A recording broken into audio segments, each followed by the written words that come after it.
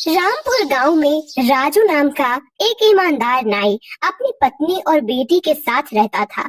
जाति में तो वह एक नाई था, पर उसके अंदर एक भी गुण नाई वाली नहीं थी। हर दिन उसका एक ही काम था, घर में खाना खाता और बाहर जाकर अपने दोस्तों के साथ गप्पे मारता। घर के खर्चे चलाने के लिए हर महीने किसी न किसी से पैसा उधार ले ही लेता। लेकिन इन सब के बावजूद वो बहुत ही ईमानदार और नेक दिल इंसान था। ऐसे कब तक गुजारा चलेगा जी?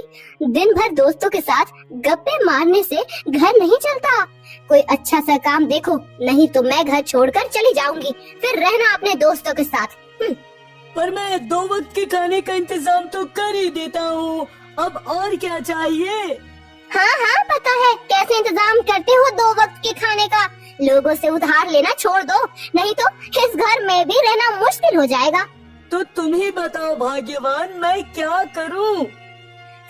सबसे पहले तो आप अपने नल्ले दोस्तों का साथ छोड़ दो। उसके बाद कोई धंधा करो, नहीं तो शहर जाकर कोई नौकरी ढूंढो। अरे धंधा करने के लिए पूंजी चाहिए भाग्यवान, जो मेरे पास बिल्कुल भी नहीं है। मैं कल ही शहर अगली सुबह वह नाई शहर जाने के लिए तैयार हो जाता है। ओहो, लाओ भाग्यवान, मेरे खाने की थैली दो, मैं चलता हूँ। अब मैं ढेर सारा धन कमाने के बाद ही वापस आऊंगा। हाँ। उसके बाद वह नाई खाने की थैली लेता है और शहर की ओर चल पड़ता है। हे भगवान, अब और कितना चलना पड़ेगा? मेरी तो हालत खराब हो गई। ऐसा करता हूँ, कुछ देर उस पेड़ के नीचे आराम कर लेता हूँ। हाँ। नाई उस पेड़ के नीचे आराम कर ही रहा था, तभी वहाँ एक जमींदार आ जाता है। अरे तुम कौन हो भाई? इस गांव के तो नहीं लगते, और इतनी धूप में कहाँ जा रहे हो? हाँ श्रीमान, मैं रामपुर का रहने वाला हूँ, पर कुछ मजबूरी होने के कारण नौकरी ढूंढने के लिए शहर जा रहा हूँ। हाँ। अच्छा, ऐसी बात है। मैं तुम्हें नौकरी दे सकता हूँ। मैं इस गांव का जमींदार हूँ। तुम चाहो तो यही रहकर मेरे जमीन पर खेती कर सकते हो। बदले में तुम जितना मजदूरी लोगे वो तुम बता दो मुझे। ठीक है जमींदार साहब, मैं आपके पास 3 महीने काम करूँगा और उसके बदले में मैं 3 महीने का 3 टका लूँगा। हाँ। हाँ भाई, ठीक है, मुझे मंजूर है। तुम कल ही से काम में लग सकते हो। उसके बाद वह नाई उस जमींदार के घर ही काम करने के लिए रुक जाता है और दिन 2 गुनी रात 4 चौगुनी मेहनत करके 3 महीने में उस जमींदार के लिए फसल तैयार कर लेता है। ये लीजिए मालिक, आपका फसल पूरी तरह से तैयार है। अब मैं अपने गांव जाऊंगा, आप मुझे मेरा 3 टका दे दो। उसके बाद वह जमींदार उस नाई को 3 टका दे देता है। नाई वह पैसे लेकर खुशी खुशी अपने घर की तरफ रवाना हो जाता है। कुछ दूर चलने पर वह एक फल वाले को देखता है, जो लाल लाल फल बेच रहा होता है। अरे, मैंने तो अपनी बिटिया के लिए कुछ भी नहीं लिया। ऐसा करता हूँ, कुछ फल ले लेता हूँ। बिटिया और पंडिताइन दोनों खुश हो जाएंगे। हाँ। ये कौन सा फल है भाई? देखने में तो बहुत सुंदर लग रहा है ये। इसे अनार कहते हैं भाई। बोलो, कितना दूं आपको? मुझे ये 1 टका का दे दो भाई। 1 टक्का के बदले वो फल वाला उस नाई को 3 अनार दे देता है। उसके बाद वो अनार लेकर घर की तरफ चल पड़ता है। चलते चलते शाम हो जाता है और वो एक कुटिया के पास पहुंच जाता है, जिसमें एक ऋषि रहता है। हे भगवान, अब मैं क्या करूं? अंधेरा हो गया। अगर रात में सफर किया तो जंगली जानवर हमला कर सकते हैं। ऐसा करता हूँ, यही रुक जाता हूँ। सुबह होते ही घर के लिए निकल जाऊंगा। हाँ। प्रणाम बाबा, मैं एक मुसाफिर हूँ। पास के गांव में ही मेरी झोपड़ी है। अगर आपकी आज्ञा हो तो क्या आज रात मैं यहाँ विश्राम कर सकता हूँ? हाँ बस, क्यों नहीं। तुम जब तक यहाँ रुकना चाहो रुक सकते हो। वैसे तुमने अच्छा किया जो अपनी बेटी के लिए अनार ले लिए। मगर ये आपको कैसे पता चला बाबा? आप तो अंतर्यामी हैं। कृपया मेरी दुखों का आप निवारण करें। तुम बहुत नेक दिल इंसान हो बेटा। कल सुबह होते ही तुम्हारा भाग्य बदलने वाला है। तुम्हारी सारी परेशानी दूर होने वाली है। वो कैसे बाबा? आप मेरा मजाक तो नहीं उड़ा रहे हैं ना? ये तो तुम्हें कल सुबह पता चल जाएगा। बस थोड़ा सा सब्र रखो बेटा। अब तुम आराम करो। उसके बाद वो नाई वहीं पे सो जाता है। दूसरी तरफ उस राज्य के राजा को आधी रात में पेट में दर्द होने लगता है, तो वह जल्दी से अपने मंत्री को बुलवाता है। मंत्री जी, मेरे पेट में बहुत तेज दर्द हो रहा है। जल्दी से किसी वैद्य जी को बुलाइए, बुलाइए जल्दी। राजा के आदेश देते ही वहाँ पे वैद्य जी आ जाते हैं और राजा को अपनी दवा देते हैं, पर उनके दवा से राजा के दर्द में जरा भी फर्क नहीं पड़ता है।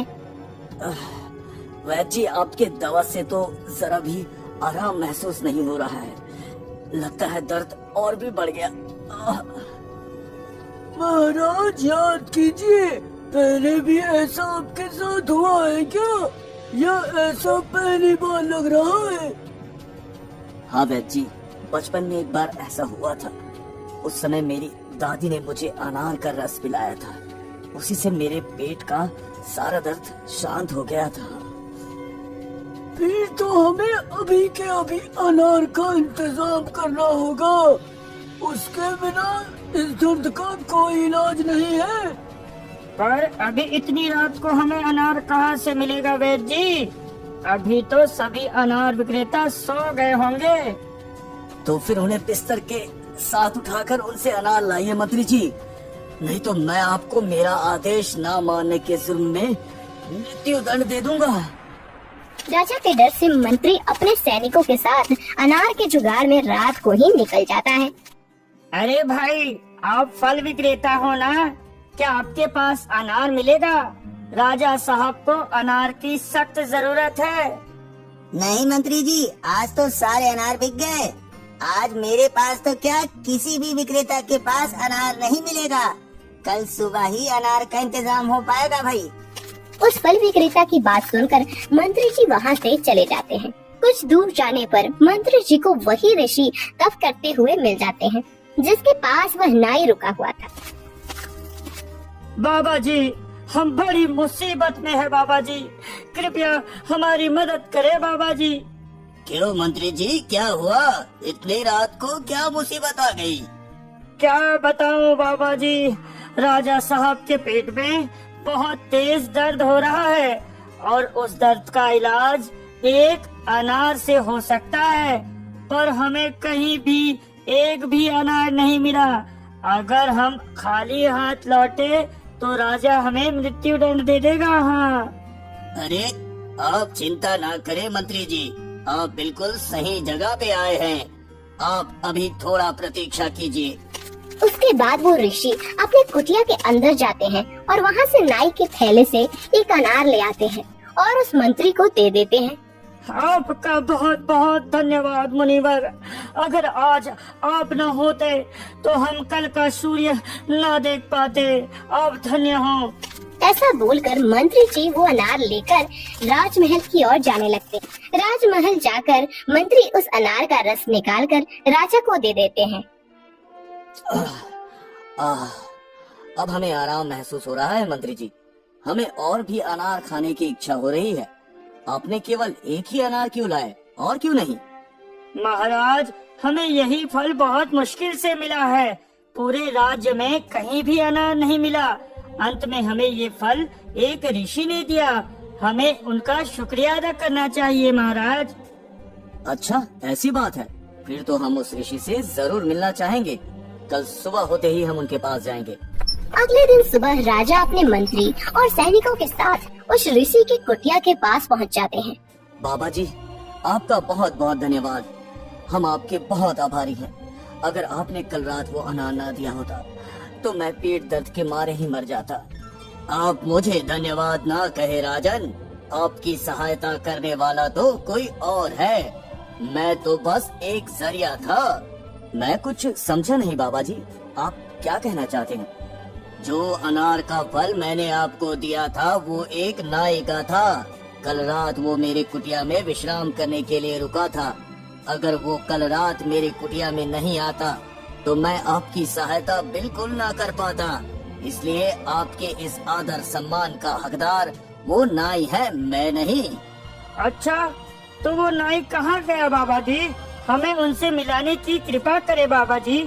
वो अभी कुछ ही देर पहले यहाँ से अपने घर के लिए निकल गया। यदि आप जल्दी जाओगे तो वो आपको रास्ते में ही मिल जाएगा। ऋषि के इतना बोलते ही राजा के सैनिक उस नाई को ढूंढने के लिए निकल जाते हैं। कुछ देर बाद राजा के सैनिक उस नाई को राजा के दरबार में पेश कर देते हैं। राजा थोड़ा मजाकिया था, इसलिए उसने उस नाई के साथ थोड़ा मजाक करने का सोचा।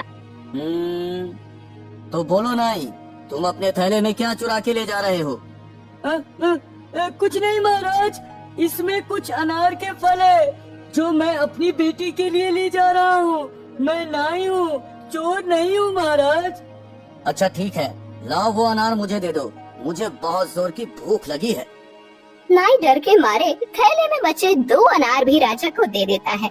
उसके बाद राजा वो दोनों अनार खाकर उसका छिलका उसके थैले में डालकर उस नाई को दे देता है और बोलता है, वाह, ये तो बहुत स्वादिष्ट अनार थे, मजा आ गया भाई।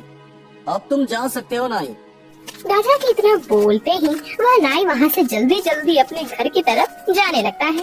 घर जाने के बाद वो राजा की सारी बातें अपनी पत्नी को बता देता है। फिर वह बचे हुए 2 टका अपनी पत्नी को दे देता है। कोई बात नहीं जी, वो हमारे राज्य के राजा हैं। अगर उन्होंने आपके वो फल खाए तो ये गर्व की बात है। हम इस 2 टक्के से ही अपना गुजारा चला लेंगे।